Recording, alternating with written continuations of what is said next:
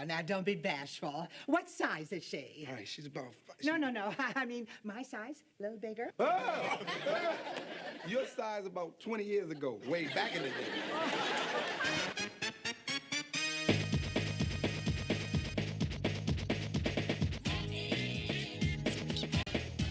What up, what up, what up? Welcome back to The Fifth Flow. Now, if you were brave enough and awesome enough to watch my first episode, probably going to go ahead and actually be a little bit cringe. But hopefully here, I've worked out some kinks on there to go ahead and actually continue this for you in episode 2, titled The Gift Wrapper. This premiered September 3rd, 1992. But before we actually get into the actual episode, I want to give you that vibe of what was going on in the world so you could kind of remember or understand where things were when this episode premiered. Now, in the news, we actually had the Hurricane Andrew aftermath. There was extensive damage and recovery efforts that were going on in Florida and Louisiana, where the hardest hit states during that time. And there was growing concerns about, as there always is, with federal relief and things of that nature. So people were going through that. Also, on August 31st of 1992, the Ruby Ridge standoff ended. That was on August 31st. That was an 11-day standoff between government officials and Randy Weaver at Ruby Ridge, Idaho. And it ended in "We've surrendered." The siege resulted in 3 deaths, including Weaver's wife and son.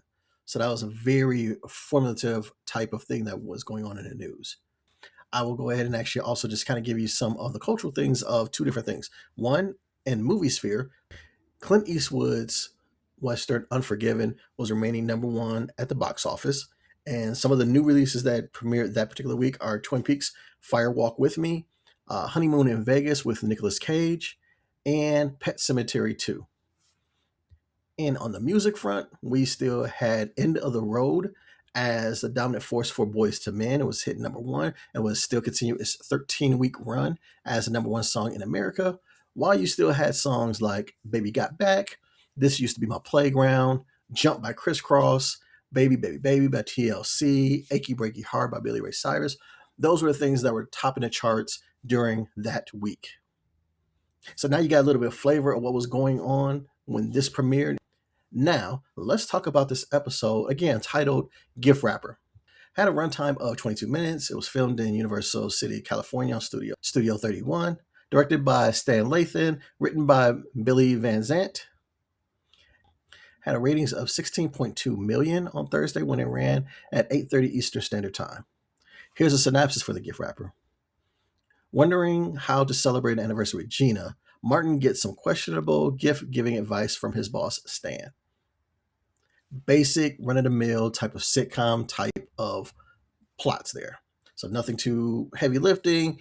Probably not going to go and actually get a whole lot of meaningful things on there, but we're going to get some laughs. I guess it's second episode coming off of Beauty and the Beast. We're hoping that this is going to continue the trend of having some good laughs and start to go ahead and actually fill us in on a little bit of the characters that we come to know and love with Martin and Gina. So all that being said, let's get into it. They say you never forget your first kiss. Well, I never forgot mine.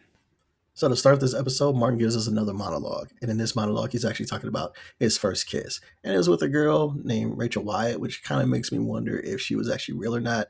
Seems like this probably happened like 3rd or 4th grade. At least that's what he kind of intimates into this joke that he's telling about his first kiss and her slobbing him down and all that kind of stuff. And it's just another masterful way of Martin showing his storytelling capabilities in this monologue, setting us up for some funniness to come through there. And being the first kiss also goes and actually lands into the first what we go ahead and actually do here as far as this anniversary that we're going to go and actually celebrate. So that's that monologue. Let's see the setup here. Rachel Wyatt, sweet face, girl weighed about 240 pounds strong. But for a chubby girl, baby was fast. Before I knew it, she had pinned me to the ground, just slobbing and kissing all over me. I felt like my face was in a car wash. To this day, whenever I see someone spitting or washing their car, I think of you, Rachel Wyatt. Always love the monologue. Now let's get to that first scene. So the first scene is actually set in Martin's apartment. And from this being a second episode, picked up from the pilot, you kind of see that the set has kind of changed a little bit as far as like color scheme and things like that. It's still set up pretty much the same from the original pilot, but we have some little differences and things like that, what have you. And so Martin actually comes out of his bedroom, sneaking up on Gina, who's dressed, suited, and booted, ready to go and actually go to work to her professional job. Martin has on his Michael Jordan jersey, and he's got on Michael Jordan muscle shirt, things like that on there.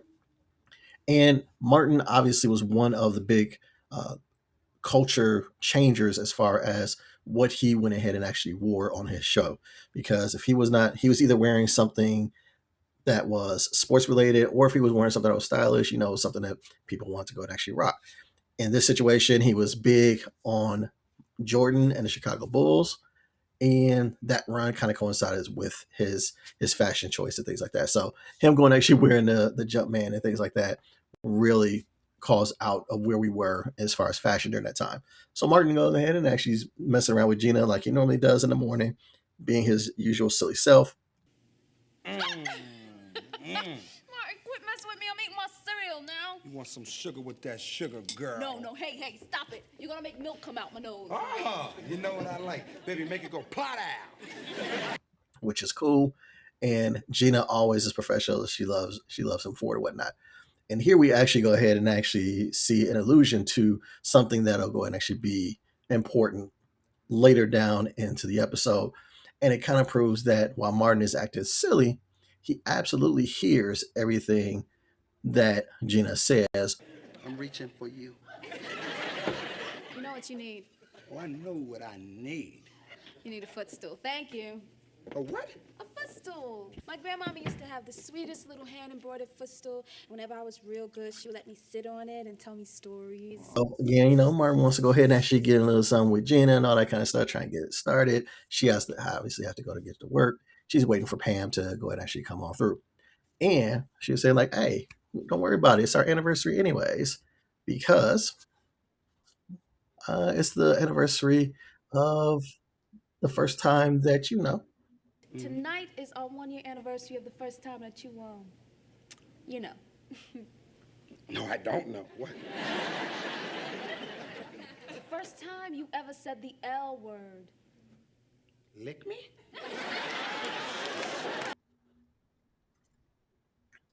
Now I don't know about y'all, but as a dude, there's so many, we can only remember like so much.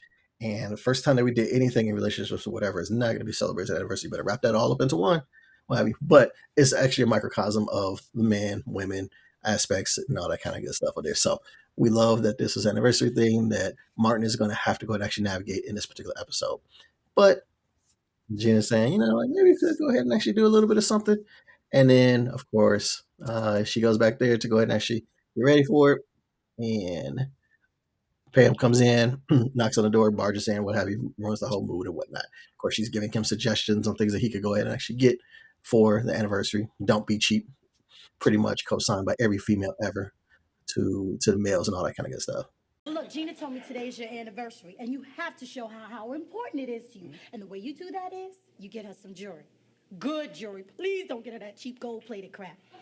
You know what? You amaze me, Pam. Do you have a man? You know I don't. And I see why, okay? As she's having that discussion, Tommy and Cole come in. They go ahead and have their little deal.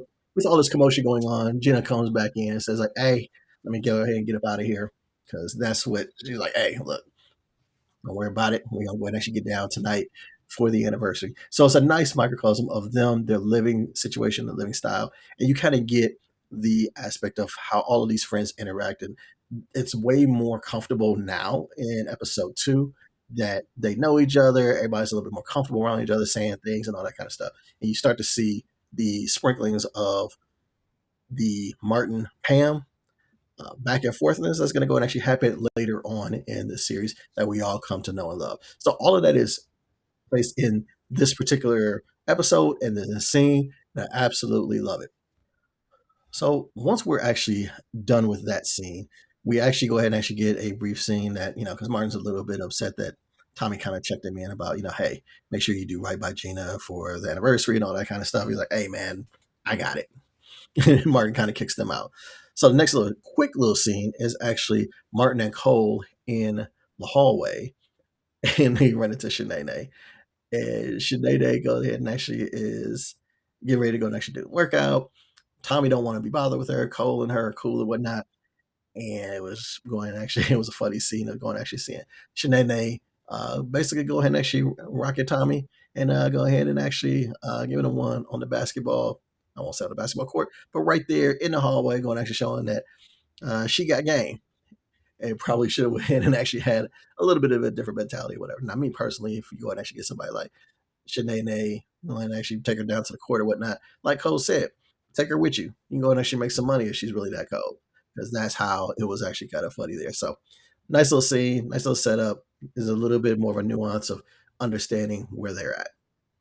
Another thing to go ahead and actually notice in that hallway scene is if you look at it, the incinerator is now not on the door next to Shanae's apartment. It now says trash.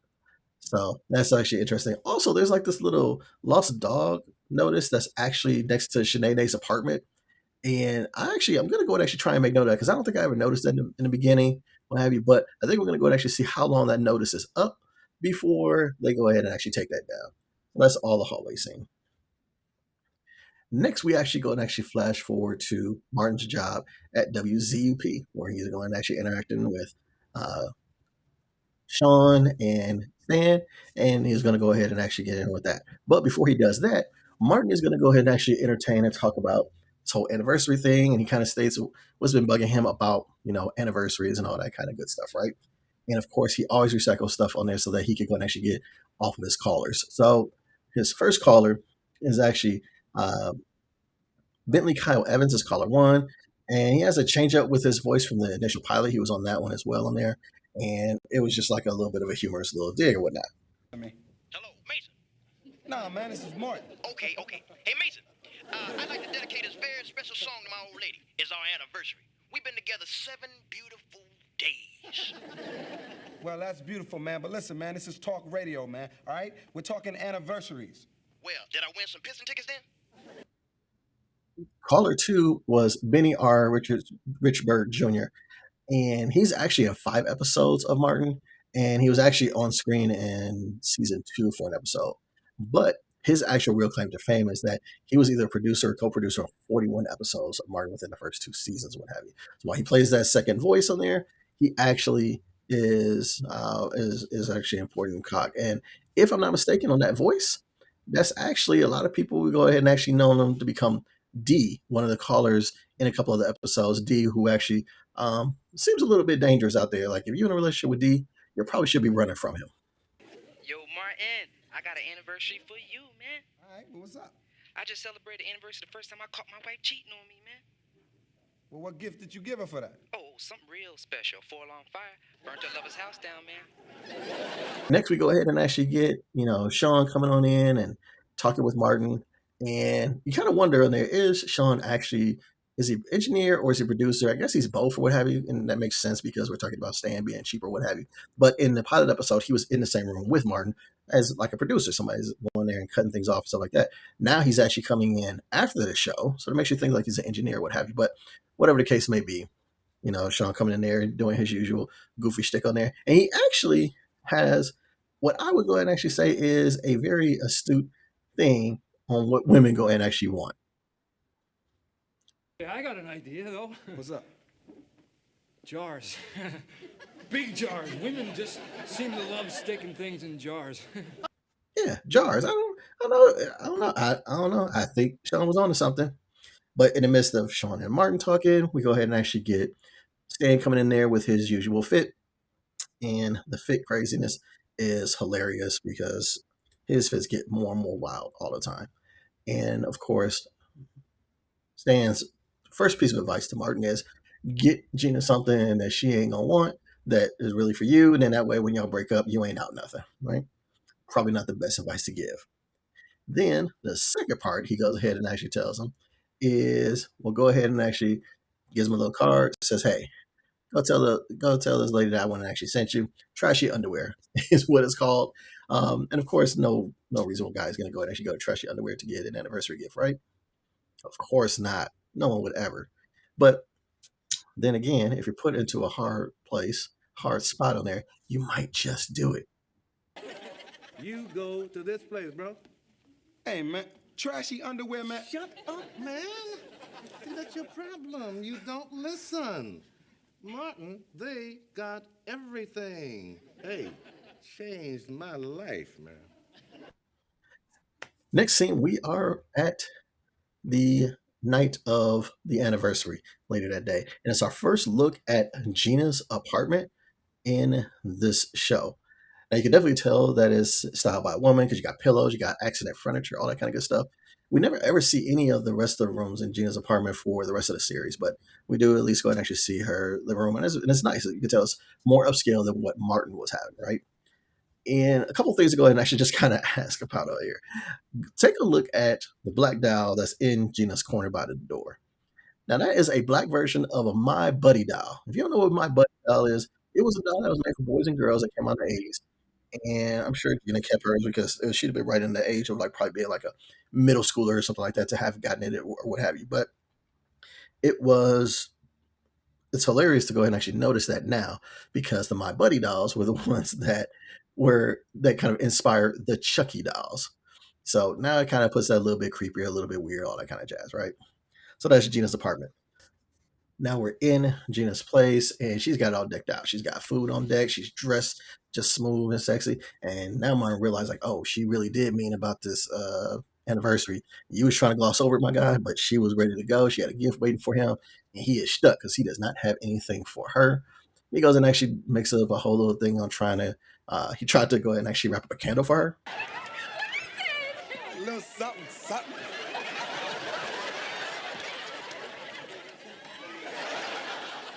What is it? That's a candle that burns for your love. Absolutely hilarious and whatnot. But tries to go and actually play this game to go ahead and actually try and make it seem like it's a scavenger hunt, something's hidden around the apartment. She doesn't buy it. And eventually he goes and actually says like, hey, your gift is in the car. I'll go ahead and actually go downstairs and get it real quick. Bold move, my guy. Bold move, especially since you have nothing. And it's the 90s. You can't get nothing really real quick on there. But that's where you're at. Cut to trashy underwear because he still has Stan's card in there. He's now stuck in a hard place to go ahead and actually get a present for Gina. So he goes and actually comes in there. And who's the actual sales lady in this? It's actually Kathleen Freeman, the sales lady. And just a little bit about Kathleen, she had over 300 acting credits in her long career that spanned 6 decades on TV and the big screen. She was in movies like The Blues Brothers and Inner Space. She has so many different TV parts. She was a working actress. In her latter years, she voiced characters in Detention and As Told by Ginger. So she was a working actress. Unfortunately, she passed away in August of 2001. So Kathleen Freeman played this quick role in Martin, but she actually played it to the hilt. So in the scene for the trashy underwear, Martin goes and actually crashes on in, and she goes and actually she get ready to close up, and he comes in kind of barging in, all sweaty and all this kind of stuff. I want some underwear. And then of course a misunderstanding, and then kind of figures out like, oh, okay, actually wants a present.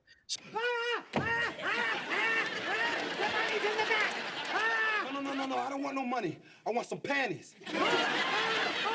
No, not your panties. I want my own panties. So she takes it through the whole thing on there, kind of cares over him of being all shy and all that kind of stuff, of being in a woman's lingerie shop or whatever. But as we go and actually see as she's showing him around, we actually see something right there that Martin could probably go ahead and actually, he was listening to Gina, he's good to go. But he's looking through the purchases, and then we cut away, not knowing exactly what he would have actually purchased. Come back to our final scene in the show where we go back to Gina's place, go back to Gina's apartment, and she's actually there waiting for Martin. We now figure out he had her living there for 2 hours. She's pissed. She's heated. He comes up with some BS excuse blaming Cole, that Cole was supposed to come and place her present there or whatever and stuff. She's not buying it. She shouldn't. All that kind of stuff, right? But she's mad. She's really heated. It looks like they might go and actually break up on episode number 2. She's looking at the box that he brought in. It says trashy underwear. She's like, look at this. No thought was even placed into this. How dare you go and actually opens it up, and what's there? It's the footstool. Footstool that she had mentioned that her grandmother had her sitting on when she was little, and she thought it was just the most wonderful thing. And here, Martin demonstrates his capability of actually listening to his woman. Look at this, Martin. Trashy underwear. What was the thought behind that? I can't believe you would even buy me some sleazy.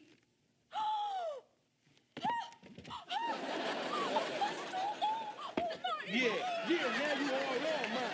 Huh? Yeah, say I'm the man. I'm the man. You the man, baby. Even with him being selfish, even though him being, horny, even though him being misogynistic and all this kind of stuff, he was still listening to his woman the entire time. So she goes in and actually rains kisses on him. Everything is all right. And this episode ends on a high note on there. It was not one of those episodes that you would go and actually say, like, this was a quintessential Martin episode or anything like that. It was not. But what you start to get in tune with is one, that their relationship, Gina and Martin's relationship, is a dichotomy of two different people, two different personalities, two walks of life, but they love each other and they keep coming together.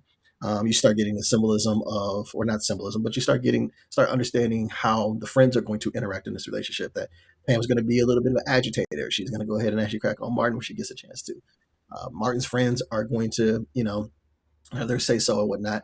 And then we get the little cameo and things like that by Shanae, Dan, and Sean's little bit parts that they go and actually play on there were actually funny. And so you look at everything coming together on this episode, and it was a solid episode. Nothing that you're going to go and actually be like, oh my gosh, this is quintessential. But I think there's a couple scenes on there that kind of break out for that. For me, overall, I would go and actually say the writing on this particular one was like a 7 because we go and actually get the callback and things of that nature to kind of tie everything together. I like that. There was some little bit of cheesiness and whatnot to it, but I think we wrote it pretty well of having the story develop and show a little bit more of the relationship. I think the acting was okay. It was like, it's like a 6 for me.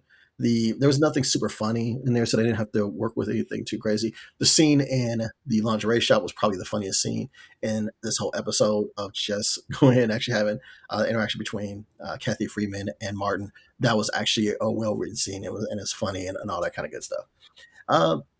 Outside of that, the episode, like I said, it's a solid one. Not something that I would go ahead and actually say is in my top, Martin 10 or 15 or anything like that. But I think this episode starts to show you what the Martin series was going to become, what it was going to be.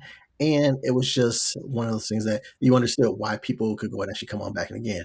Having a rating of like 16 million people tune in to go and actually see this in early September really called out to go and actually be well. That's it. That's what I have for season 1, episode 2, The Gift Wrapper. I'm hoping that you liked it. Let me know in the comments if there was a favorite scene that you have, a favorite line that you liked from that. If you're listening to this on Spotify, go ahead and actually, or any of the podcast forums on there, go and actually give me a comment, follow if you want to, all that kind of good stuff. If you're listening to this on YouTube, go ahead and actually give me some comments, give me a thumbs up, all that kind of good stuff on there, because all of it helps. Lets me know if I'm on the right track as far as giving you guys this peel back of Martin. It's a look back on the 90s, look back on Martin, how he impacted life, culture, all that kind of good stuff.